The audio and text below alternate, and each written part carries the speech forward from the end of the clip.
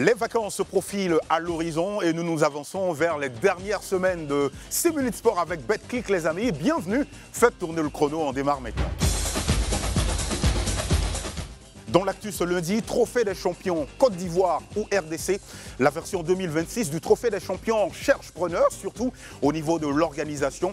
La Côte d'Ivoire et la RDC sont tout en haut de la liste des favoris, mais à la fin, une seule nation pourra donc organiser la compétition. Quelques rumeurs avancent que les autorités sportives françaises auraient donné leur accord de principe à la RDC. Quoi qu'il en soit, la Côte d'Ivoire reste sereine, elle qui a organisé la plus grande des 4 jamais tenues. Le verdict est donc pour très bientôt. Dans l'actu toujours, le dernier carré de l'Euro connu. Nous sommes à 6 jours tout pile de la fin de l'Euro qui a démarré le 14 juin dernier. Autant dire que certains observateurs disent que le niveau technique, sinon le niveau global de la compétition reste en dessous des attentes. D'aucuns poussent pour dire que c'est la pire édition de l'Euro qu'ils aient eu à voir. Quoi qu'il en soit, l'Euro allemand en est à son dernier carré composé de la France, de l'Angleterre, de l'Espagne et des Pays-Bas. Rendez-vous donc dimanche pour la clôture. À l'affiche, ce lundi, Espagne-France, une opposition de style. Un autre gros choc, un autre gros duel que la rencontre qui oppose l'Espagne à la France. Bien au-delà de l'aspect purement historique où l'Espagne a remporté 3 trophées, 64, 2008 et 2012. Là où la France en a pris 2, 84, 2000. C'est le style de jeu qui les oppose carrément. La Rora espagnole, elle, adepte d'un football chatoyant. Tiki-taka, elle est d'ailleurs la meilleure attaque de cet Euro avec 11 réalisations. Là où les Bleus, eux, sont la meilleure défense avec un seul but encaissé. En tout cas, on se pose une seule question. Qui de l'attaque de feu de l'Espagne ou de la défense de fer de la France se hissera en finale? Eh bien, rendez-vous tout à l'heure autour de 21 h pour le savoir. Allez, dans tout ça, les amis, on a jeté un coup d'œil sur les cotes. Pour une victoire de l'Espagne, ce sera 2,66. Pour une victoire de la France, ce sera 3,07. Et puis, pour un match nul, ce sera 2,86.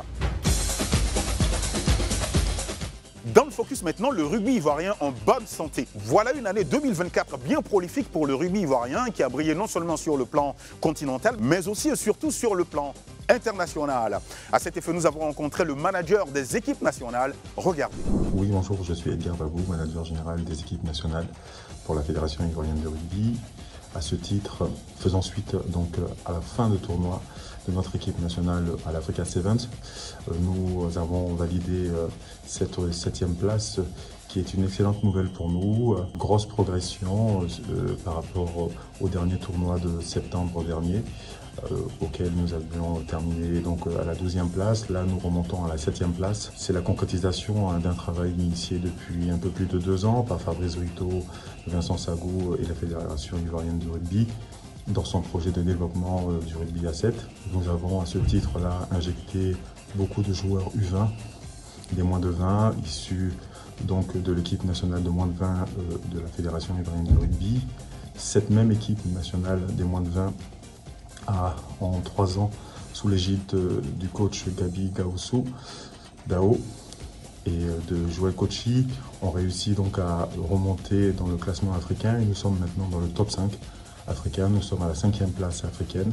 Donc c'est aussi une source de motivation et aussi d'espoir, car faire partie des 5 meilleures équipes africaines, cette progression alimente de facto notre équipe nationale, puisque nous, dans notre plan de développement et de transition, nous souhaitons effectivement que nos joueurs, nos meilleurs joueurs des moins de 20 montent assez rapidement en équipe nationale.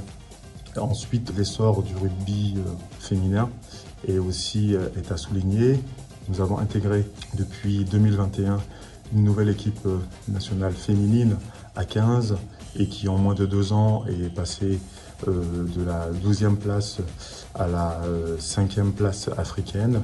Donc c'est vraiment une source d'espoir et aussi ça souligne l'engagement de la fédération au niveau du développement du rugby féminin.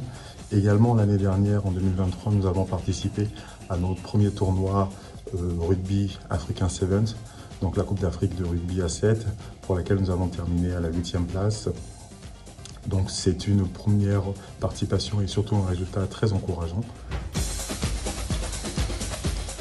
Dans l'Expresso maintenant, Djoko tient la route à Wimbledon. Personne ne vendait de sa peau chère, surtout après son opération au genou il y a tout pile un mois.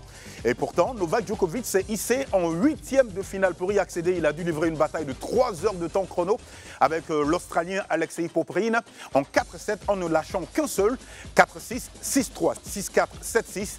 Le numéro 2 mondial sera donc opposé en 8e de finale au Danois Holger Rune.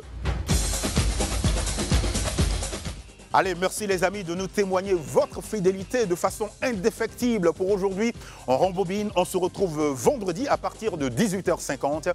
D'ici là, gardez le rythme, portez-vous bien et surtout n'oubliez pas d'être heureux. Salut!